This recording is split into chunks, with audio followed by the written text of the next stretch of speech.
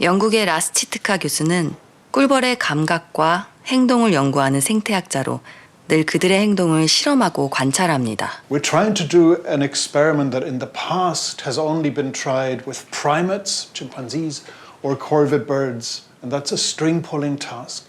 It's where you have an item of food, but it's out of reach. You can see it, but you can't get to it unless you pull a string so that it comes closer to you, and once you've successfully done that, then you get your food reward.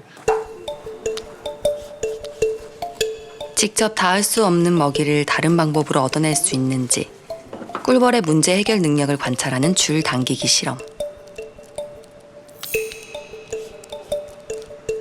꿀벌은 몇 차례 시행착오를 거쳐 방법을 터득한 후 쉽게 먹이를 획득했죠. 그뿐 아닙니다. 동료가 한 행동을 관찰한 다른 꿀벌은 더 빠르게 방법을 터득합니다.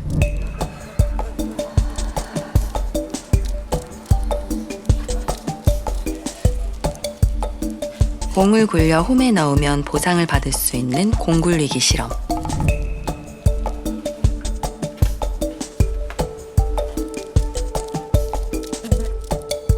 이 실험에서도 꿀벌은 금세 공을 굴려 먹이 얻는 법을 터득했습니다. And that, to me, is a sign of very remarkable intelligence in an animal that basically has to make do with a brain the size of a pinhead.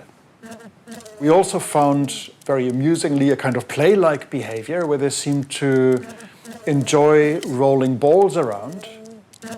동물이 보상을 위해서만 행동하지 않는다는 건 생태학자에겐 무척이나 흥미로운 발견이었습니다. But we also found that some bees just like actually rolling the balls around even if there isn't a reward. They just like the activity in itself. And again, this is an indication that there is something enjoyable in the activity, so an emotion-like state of pleasure, if you wish. 세상 사는 법을 금세 배우고 즐거움까지 느끼는 존재라는 게 놀라운데요. 꿀벌도 인간처럼 의식을 가졌다는 걸 확인하기 위해 치트카 교수는 좀 더 내밀한 그들의 생태 속으로 빠져들었습니다. 사실 벌집안은 어둠 속에서 촉각으로 모든 걸 파악해야 하는 환경. 꿀벌은 더듬이로 형태를 파악합니다. 그런데 놀라운 건 어둠 속에서 촉각으로 학습한 정보를 밝은 환경에서 시각으로 전환해 인식할 수 있다는 겁니다. 꿀벌에게 가장 중요한 감각은 촉각과 시각입니다.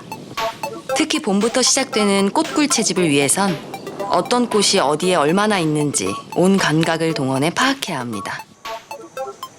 특히 꿀벌의 눈은 꽃밭을 찾는 정교한 레이더.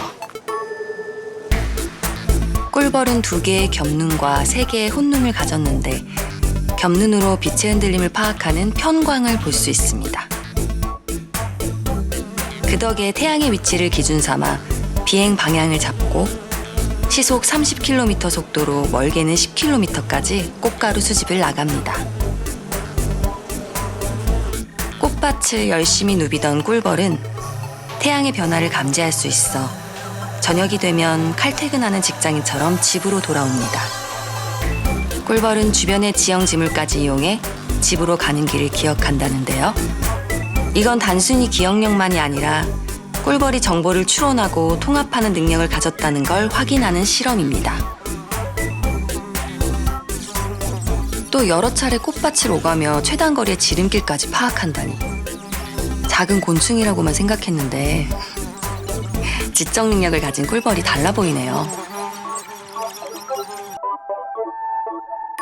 꿀벌이 그토록 고도의 지능을 가진 건 눈 뒤쪽 머리 내부에 참깨만한 크기의 뇌가 있기 때문입니다. 이게 꿀벌의 뇌군요. 꿀벌 뇌가 꽤 큰 편이죠. 그리고 거의 오차 없이 방문해서 필요한 화분과 화미를 채집을 한 다음에 다시 정확하게 자기 집을 찾아서 돌아오지 않습니까? 그래서 굉장히 대단한 학습 능력과 기억력이 필요하다 이렇게 생각할 수가 있죠. 꿀벌의 뇌는 시각을 처리하는 시신경엽과 더듬이와 연결된 더듬이엽, 학습과 기억을 담당하는 버섯체로 구성되어 있습니다. 이 그림에서 보면 왼쪽이 내역봉이고 오른쪽이 외역봉인데 이쪽 윗부분에 있는 이 버섯체의 크기가 일반적으로 외역봉이 되면은 전체적으로 학습량과 기억량이 많아져야 되기 때문에 커지는 걸로 알려져 있습니다. 벌통 내부에 있을 때는 뭐 그냥 깜깜한 환경에서 그냥 더듬더듬 새끼나 길러주고 뭐 청소하고 하는 이제 일이었지만 이제 딱 때가 되면 이제 나가서 일해야 되거든요. 굉장히 큰 일이죠. 꿀벌의 세계에선 나이별로 정확히 역할이 나뉘어져 있는데요. 내역벌은 한 달이 안 된 어린 벌로 벌집 안에서 청소와 육아 등을 담당합니다. 다음에 밖으로 먹이 활동을 나가는데 이때 활동량이 많아지면서 버섯체가 15%나 커집니다.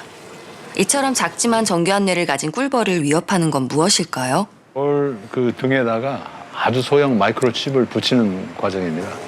그래서 이제 이 마이크로칩이 붙어 있어야지 나중에 벌통에다 이 벌을 돌려줬을 때 이 벌이 언제 나가고 언제 들어오는지를 입출입 기록을 일일이 다 벌마다 다 관찰, 추적 관리가 가능한 겁니다. 꿀벌에 대한 농약의 영향을 정밀 추적해온 서울대 이시혁 교수. 칩을 단 어린 꿀벌에게 저농도의 살충제 성분에 오염된 먹이를 꾸준히 공급했습니다. 그들의 행동에 어떤 변화가 있을까? 살충제는 곤충의 뇌와 신경계에 영향을 주는데 특히 뇌를 더 많이 쓰게 되는 외역벌의 활동에 어떤 영향을 미치는지 연구팀은 그 점에 주목했는데요. 마이크로칩에 기록된 일벌들의 외부일 시작 시기와 활동 시간을 추적해 변화 여부를 확인했습니다. 관찰 결과 약재에 노출되지 않은 벌에 비해 노출된 꿀벌은 3.3일 늦게 일을 나가서 전체 활동 일수가 줄었습니다. 바깥일 했던 시간도 체크했는데 약재에 노출되지 않은 벌에 비해 활동 시간은 19.4분으로 3.9분 줄었습니다. 밖으로 나가서 외역 활동을 하려면 제일 중요한 게 어디에 내가 원하는 먹이가 있는지 그 위치를 정확하게 파악을 하는 겁니다. 그리고 그 위치를 기억을 해야 되겠죠. 그리고 먹이를 채집을 해서 정확하게 자기 집으로 돌아가야 되는데 만약에 그 어느 하나라도 문제가 생기게 되면 이제 집에 못 돌아와서 결국은 죽게 되는 그런 결과가 초래가 됩니다. 인간 때문에 더 큰 위험 속에 살게 된 꿀벌은 우리 생각보다 훨씬 똑똑한 생명체입니다. And so bees, social bees and solitary bees have to be careful shoppers in the flower supermarket. They have to remember which flower species basically offer the best cost to benefit ratio, which ones have the best nectar and pollen for the least effort. And then what you do if you're a bee is to remember the signals, the colors, the scents, the patterns that come with these goods that the flowers contain. And so you have to then remember, I have to visit only the blue ones that are shaped like a bell because they have the best rewards. 경험을 기억하고 다음 선택에 그것을 반영할 수 있는 건 뇌 속 정교한 신경 연결망 덕분입니다. 꿀벌 뇌 속의 100만 개 뉴런과 10억 개 시냅스는 정보를 연결해 추론을 가능하게 합니다. When you examine the morphology of each of these million nerve cells, then each one of them has about the complexity of a fully grown tree. So it's small, but it's very, very finely branched. 정말 그럴까요? 치트카 교수는 꿀벌의 형태인식 실험으로 그것을 증명해 보기로 했습니다. 우선 원 모양과 별 모양 중에 별 모양 위에만 설탕물을 묻힙니다. 꿀벌들은 보상이 주어진 별 모양의 형태를 기억할까? 이번에는 어떤 보상도 없이 별 모양과 원 모양을 함께 섞어두는데요. 꿀벌들은 놀랍게도 달콤한 기억을 가진 별 모양에만 내려앉았습니다. 와, 신기하네요. 꿀벌에겐 꽃의 색을 구별하는 능력도 중요하죠. 이번엔 색을 구별할 수 있는지 실험해 보았는데요. 보상이 주어진 곳은 파란 표식.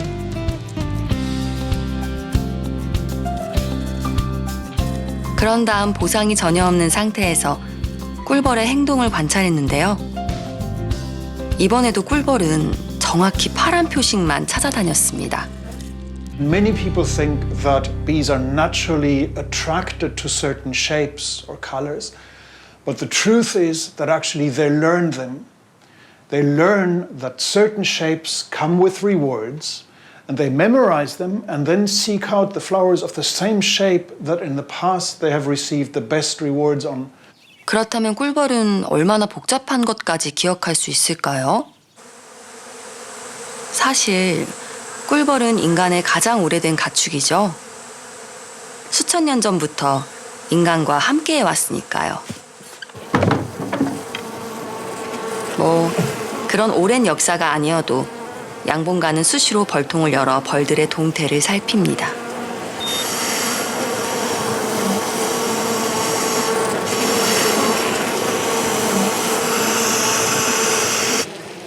그렇다면 학습이 가능한 똑똑한 꿀벌은 사람의 얼굴까지 기억할 수 있을까요?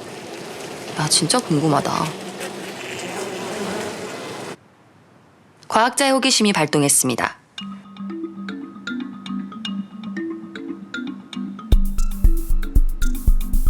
치트카 교수는 흥미로운 실험을 해보기로 했습니다.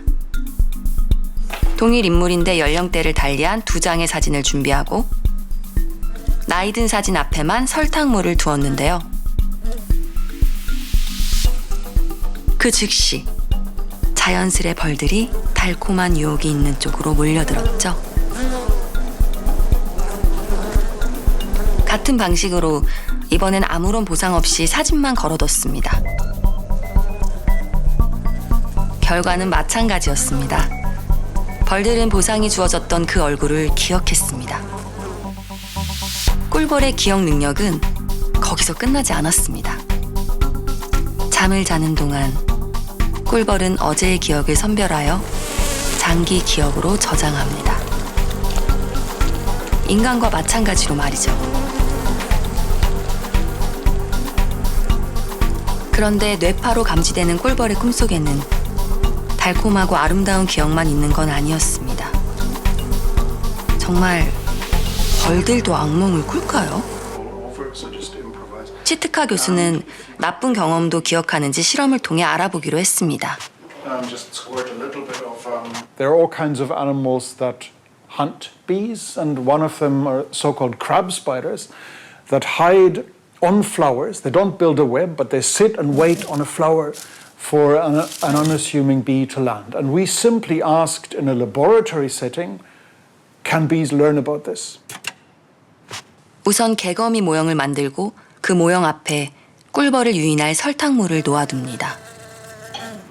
꿀벌이 다가왔습니다.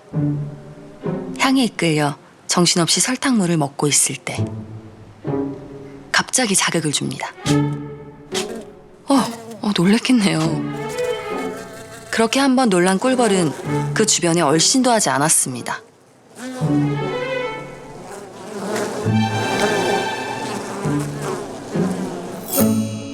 These bees were really experiencing something like seeing a ghost, like seeing something that wasn't actually there. And this kind of threat that in this case was only conjured up from memory, that wasn't present, indeed did look a bit like a post-traumatic stress disorder in humans. 악몽 같은 공포를 잊지 않고 기억하여 다음에 회피하는 것. 꿀벌이나 인간에게나 감정 기억은 생존을 위한 강력한 무기입니다. 작은 곤충에게 세상은 그리 다정하지 않습니다. 감정 기억은 거친 세상을 살아가는 꿀벌에게 전하는 정교한 뇌의 선물입니다.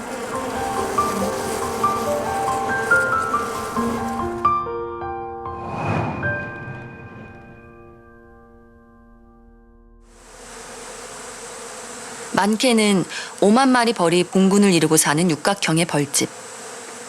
이곳은 생과 사의 순간이 순환하는 공간입니다. 봉군의 대부분은 일벌. 이들은 모두 같은 유전자를 나눠 가진 자매들이죠.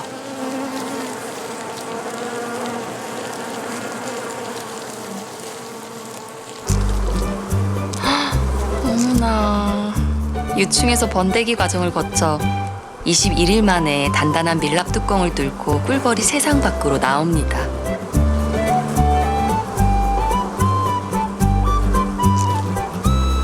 위대한 탄생의 순간입니다. 와.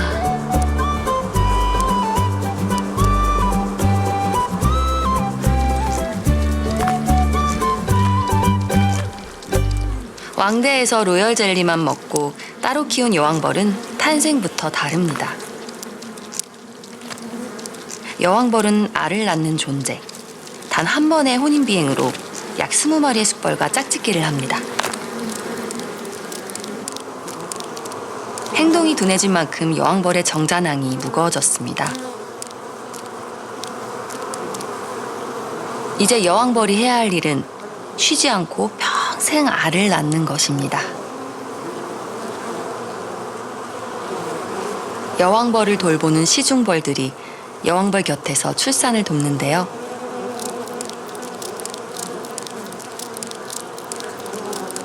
그렇게 하루에 약 2,000개, 1년이면 대략 25만 개의 알을 낳아 봉군을 번성시킵니다. 그런데 최근 그들에 대해 몰랐던 사실이 밝혀졌습니다. Individual bees really have personalities that distinguish them from all others. Some individuals are more neophilic, they like new flower types, for example, whereas others are more conservative and stay with what they know. Some are more aggressive than others. Once we make them individually recognizable, then a whole new perspective on their individuality opens up. 마치 컴퓨터처럼 정확히 자신의 임무를 수행하는 특성 때문에 벌은 모두 부지런하다고 오해하는데요. 벌을 관찰한 결과 어떤 벌은 부지런하고 어떤 벌은 그렇지 않았습니다.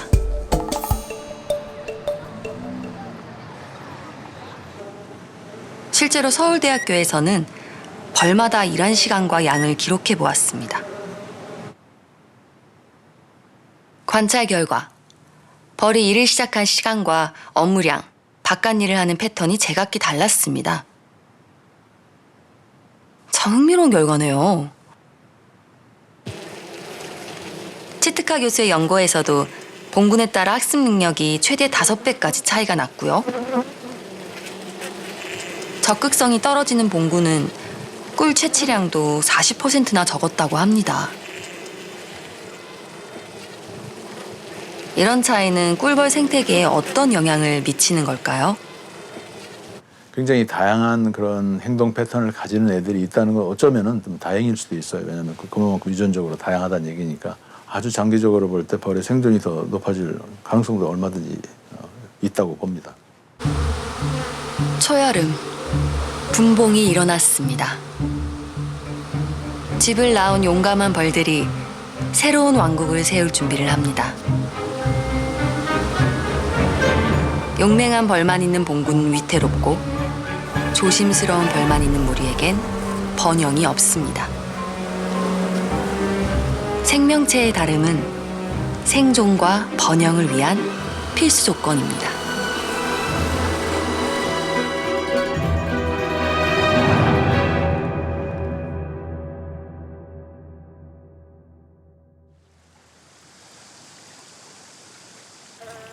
무더운 여름이 되면 연못 근처에 벌들이 자주 눈에 띕니다.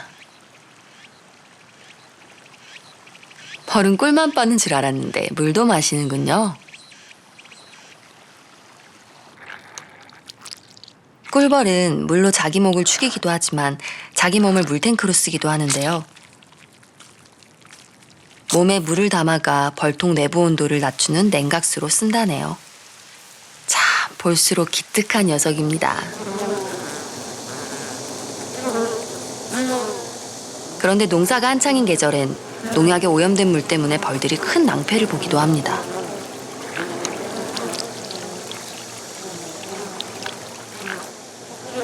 최근 꿀벌의 집단 폐사의 원인으로 농약 문제가 지목되는 것도 그만큼 피해가 크기 때문이죠.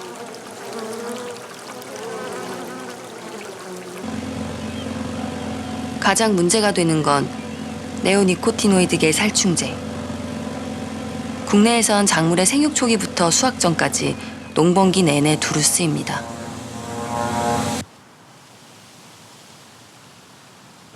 유럽에서는 사용이 금지된 네오니코티노이드계 살충제는 꿀벌에게 어떤 영향을 미칠까요?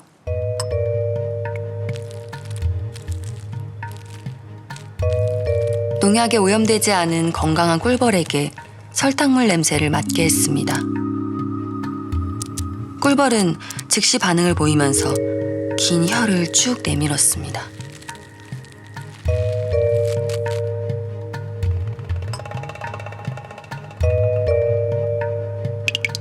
이번엔 소량의 네오니코티노이드 성분이 섞인 먹이를 실험 벌들에게 먹였습니다. 어떤 차이가 있을지 궁금합니다. 그리고 10분 후 다시 꿀벌에게 설탕물 냄새를 맡게 했는데요. 녀석의 혀가 꿈쩍도 하지 않았습니다. 이 네오니코티노이드라는 약재가 꿀벌의 학습과 기억 능력에 어떤 영향을 미치는가라는 실험을 했어요. 후각 연접이라고 있어요. 그 안테나에서 들어오는 정보를 이렇게 받아들이는 큰 이제 뇌의 한 덩어리가 있거든요. 그 연접에서 그 정보를 종합하게 되는 거죠. 그런데 이제 종합하고 나서 그걸 기억해내는데 기억을 못하거나 종합을 제대로 하지 못한다 이렇게 보는 거죠. 네오니코티노이드 살충제는 곤충의 신경계에 작용하는 성분인데요. 이것이 꿀벌의 방어 행동엔 어떤 영향을 미치는지 실험해보기 위해 우선 건강한 꿀벌의 행동을 관찰했습니다.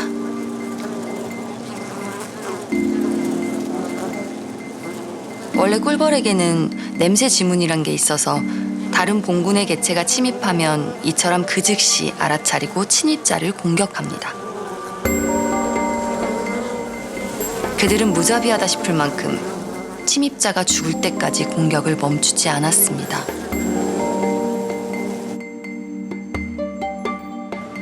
그렇다면 살충제에 노출된 꿀벌의 행동엔 과연 어떤 변화가 있을지 실험을 이어갔는데요. 같은 조건에서 침입자를 넣었습니다. 그런데 농약에 노출된 꿀벌들은 침입자를 인식하지 못했는지 어떤 반응도 보이지 않았습니다. 이는 냄새 지문을 인식하는 신경계가 작동하지 않은 것인데요. 자신의 집을 지키는 일이 최대의 과제인 꿀벌에겐 치명타가 되기도 한답니다. 외부에서 들어온 침입자 또는 이제 외부 개체가 들어왔는데 그것을 인식하지 못한다는 것은 적이 쳐들어왔는데도 인식을 못하고 있다 이렇게 보는 거죠. 꿀벌은 꿀벌들끼리 옆집에 있는 벌통에 꿀을 훔치러 가는 경우가 많거든요. 그래서 이런 것들을 우리가 도봉이라고 얘기하는데 이런 도봉이라는 현상은 한번 발생하면요. 급격하게 이 도봉당하는 벌집이 풍기가 돼요. 그렇기 때문에 실제로 이제 어떤 외부 개체에 대한 인식은 매우 중요하죠. 이 꿀벌의 생존에 매우 중요한 요소라고 봅니다.